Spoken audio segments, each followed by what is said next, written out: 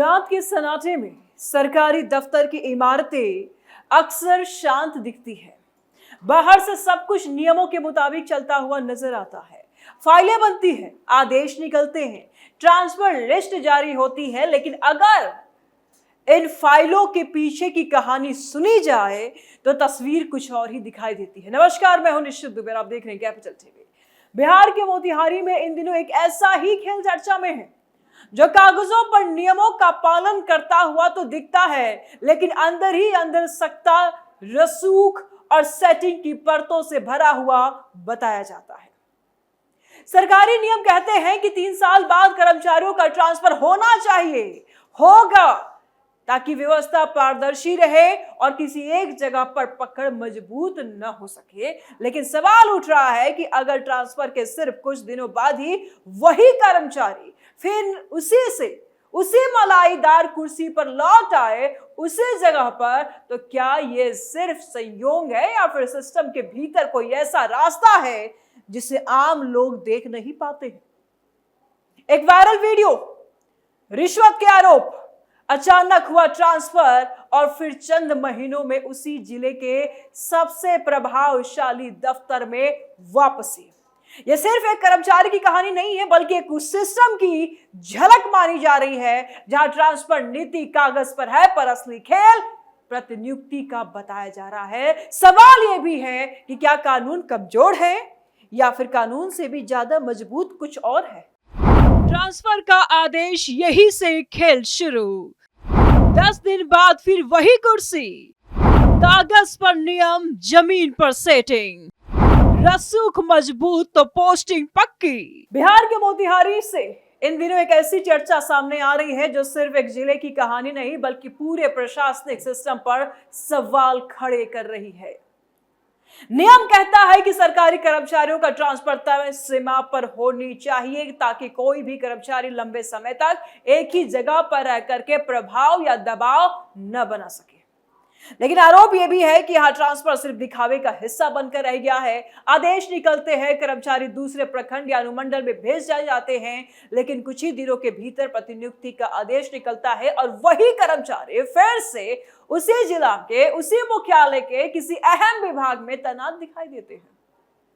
दफ्तरों के गलियारों में चर्चा है कि यह सिर्फ प्रशासनिक जरूरत नहीं है, बल्कि रसूख और पहचान का खेल है। यानी कागज पर नियम चल तो रहा है, लेकिन जमीन पर सेटिंग काम कर रहा है।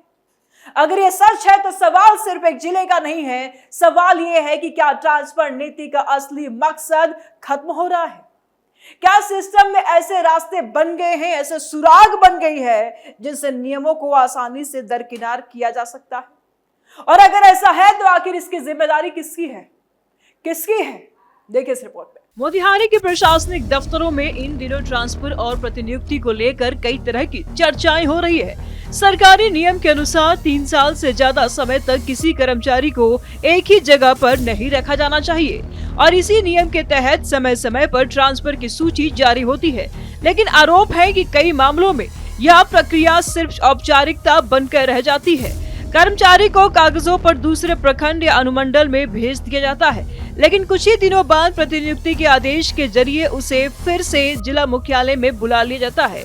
प्रतिनियुक्ति का नियम इसलिए बनाया गया था ताकि किसी विशेष काम या प्रशासनिक जरूरत के समय कर्मचारी की सेवाएं अस्थायी रूप से ली जा सके। लेकिन सवाल ये उठ रहा है कि क्या इस व्यवस्था का इस्तेमाल अब स्थायी पोस्टिंग जैसा करने के लिए किया जा रहा है? अगर ऐसा हो रहा है तो इससे ट्रांसफर नीति का उद्देश्य कमजोर पड़ सकता है, क्योंकि तब कर्मचारी भले ही कागजों में कहीं और पोस्टेड हो, लेकिन असल में वही पुरानी जगह पर काम करता रहेगा। यानी ट्रांसफर के बाद भी अगर वही कर्मचारी फिर उसी दफ्तर में लौट आता है तो ये सवाल उठना स्वाभाविक है कि आखिर नियम किसके लिए बनाए गए हैं? क्या यह सिर्फ एक संयोग है या फिर सिस्टम के भीतर कोई ऐसा तंत्र है जो नियमों से ज्यादा ताकतवर है? इस पूरे मामले में सबसे ज्यादा चर्चा एक क्लर्क मुन्ना सिंह को लेकर के हो रही है। कुछ समय पहले उनका एक वीडियो बड़ी तेजी से वायरल हुआ था जिसमें उन पर रिश्वत लेने के आरोप लगे थे। वीडियो सामने आने के बाद प्रशासन ने कार्रवाई करते हुए उन्हें जिला मुख्यालय से हटा करके पहाड़पुर प्रखंड कार्यालय भेज दिया। उस समय इसे एक सख्त प्रशासनिक कदम माना गया, लेकिन लगा ऐसा लगा कि भ्रष्टाचार के आरोपों के बाद सिस्टम ने तुरंत फैसला लिया है, लेकिन कहानी यही खत्म नहीं हुई है। चर्चा यह है कि ट्रांसफर के कुछ ही समय के बाद एक नया आदेश आया और प्रतिनियुक्ति के जरिए मुन्ना सिंह को फिर से जिला मुख्यालय के विकास शाखा में तैनात कर दिया गया। अब सवाल यह उठ रहा है कि अगर किसी कर्मचारी पर गंभीर आरोप लगते हैं तो उसे हटाया जाता है, तो फिर इतनी जल्दी उसकी वापसी कैसे हो जाती है? क्या यह सिर्फ प्रशासनिक जरूरत थी या फिर इसके पीछे कोई और वजह है?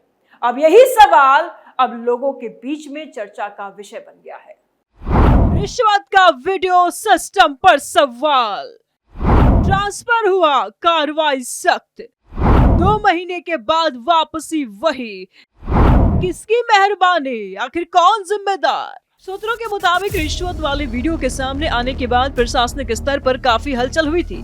ऐसे मामलों में आमतौर पर जांच, विभागीय कार्रवाई और लंबी प्रक्रिया देखने को मिलती है, लेकिन इस मामले में ट्रांसफर के बाद बहुत कम समय में प्रतिनियुक्ति का आदेश जारी हो गया। इसके बाद मुन्ना सिंह को जिला मुख्यालय के विकास शाखा में तैनात कर दिया गया। विकास शाखा को अक्सर एक महत्वपूर्ण और प्रभावशाली विभाग माना जाता है, क्योंकि यहाँ कई योजनाओं और फाइलों से जुड़ा काम होता है। यही वजह है कि इस पोस्टिंग को लेकर भी सवाल उठ रहे हैं। कुछ लोग इसे प्रशासनिक जरूरत बता रहे हैं, जबकि कुछ लोग इसे सिस्टम की कमजोरी के रूप में देख रहे हैं। अगर किसी कर्मचारी पर आरोप लगने के बाद भी वह उसी तरह की अहम पोस्टिंग पर लौट आता है, तो ये स्थिति पारदर्शिता और जवाबदेही को लेकर नई बहस खड़ी कर सकती है। यानी एक वायरल वीडियो से शुरू हुई कहानी अब बड़े सवाल खड़े कर रहे हैं। क्या जांच पूरी हुई? क्या कार्रवाई हुई? और अगर आरोप गंभीर थे तो फिर इतनी जल्दी वापसी कैसे हुई?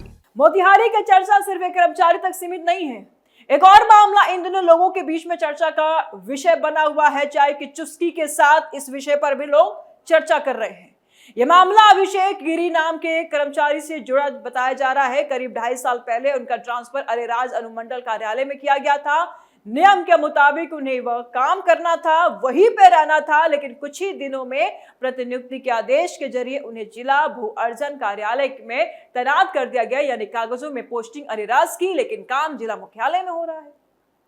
हाल ही में उनकी प्रतिनियुक्ति खत्म हुई तो उन्होंने अरेराज में योगदान दिया, लेकिन बताया जा रहा है कि सिर्फ 2 दिन बाद ही वे बिना छुट्टी मंजूर कराए वहां से गायब हो गए।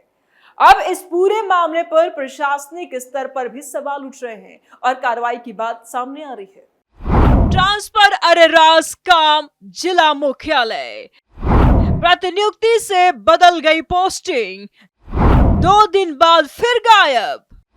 अब प्रशासन पूछ रहा है जवाब। सूत्रों की माने तो जब अभिषेक गिरी ने अरेराज में योगदान दिया तो उम्मीद थी कि अब वे वही काम करेंगे, लेकिन 2 दिन बाद ही उनके बिना अनुमति अनुपस्थिति होने की खबर सामने आने लगी। बताया जा रहा है कि अरेराज के एसडीओ, जो प्रशिक्षु आईएएस अधिकारी भी है, उन्होंने इस मामले को गंभीरता से लेते हुए रिपोर्ट भेजी है। सरकारी नियमों के अनुसार बिना अनुमति कार्यालय से अनुपस्थित रहना अनुशासनहीनता माना जाता है और इसके लिए विभागीय कार्रवाई हो सकती है। इसी वजह से अब इस मामले पर प्रशासनिक स्तर पर आगे की कार्रवाई की संभावना जताई जा रही है। लेकिन इसके साथ ही फिर वही बड़ा सवाल सामने आ रहा है कि आखिर ट्रांसफर और प्रतिनियुक्ति की यह प्रक्रिया कितनी पारदर्शी है और क्या इसे बेहतर तरीके से लागू करने की जरूरत है। यानी अब यह मामला सिर्फ चर्चा तक सीमित नहीं रहा। अगर इस रिपोर्ट के आधार पर कार्रवाई होती है तो आने वाले दिनों में इस पूरे प्रकरण की तस्वीर और साफ हो सकती है। दरअसल प्रतिनियुक्ति का प्रावधान प्रशासनिक व्यवस्था का एक जरूरी हिस्सा माना जाता है। कई बार किसी विशेष काम या परियोजना के लिए किसी कर्मचारी की सेवाएं अस्थायी रूप से दूसरे विभाग में ली जाती है, लेकिन अगर वही व्यवस्था बार बार इस्तेमाल होने लगे और इसे ट्रांसफर नीति का मकसद प्रभावित होने लगे तो सवाल उठना स्वाभाविक है। मोतिहारी में इन दिनों यही बस चल रहा है। चाय की दुकानों से लेकर दफ्तरों की गलियारों तक लोग यही पूछने को मजबूर हैं कि क्या प्रतिनियुक्ति अब एक नया रास्ता बन गया है जिससे ट्रांसफर के नियमों को आसानी से बदला जा सकता है। कानून और नियम साफ कहते हैं कि प्रशासनिक फैसले पारदर्शी और निष्पक्ष होने चाहिए, लेकिन अगर किसी प्रक्रिया को लेकर लगातार सवाल उठने लगे तो जांच और समीक्षा जरूरी हो जाती है। प्रतिनियुक्ति बन गई प्रशासनिक राह, ट्रांसफर नीति पर उठ रहे हैं सवाल, नियम बनाम रसूख की बहस, या रसूखों पर होगी कार्रवाई। विशेषज्ञ मानते हैं कि ट्रांसफर नीति का मकसद प्रशासनिक संतुलन बनाए रखना होता है। इससे किसी भी कर्मचारी की एक ही जगह पर लंबे समय तक प्रभाव नहीं बनता और भ्रष्टाचार की संभावना भी कम होती है। लेकिन अगर ट्रांसफर के बाद बार बार प्रतिनियुक्ति के जरिए उसी जगह पर वापसी होने लगे तो यह नीति कमजोर पड़ सकती है। यही वजह है कि कई राज्यों में प्रतिनियुक्ति के नियमों को लेकर समय समय पर सख्ती की जा रही है।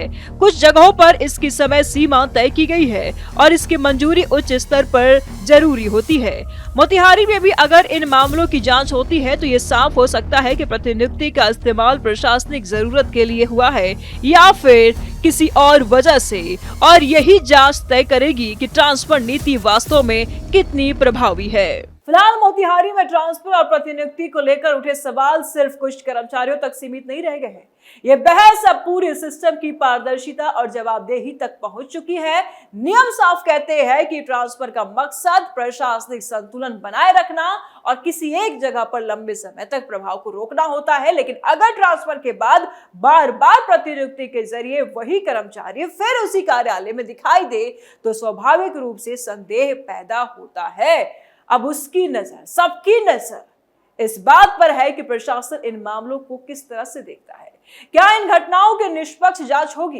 क्या प्रतिनियुक्ति की प्रक्रिया की समीक्षा की जाएगी? और क्या ट्रांसफर नीति को और सख्ती से लागू किया जाएगा? क्योंकि सवाल सिर्फ पोस्टिंग का नहीं है, सवाल उस भरोसे का है जो आम लोगों को प्रशासनिक व्यवस्था पर होना चाहिए। आने वाले दिनों में अगर जांच होती है तो शायद इस पूरे खेल की असली तस्वीर भी सामने आ सकती है।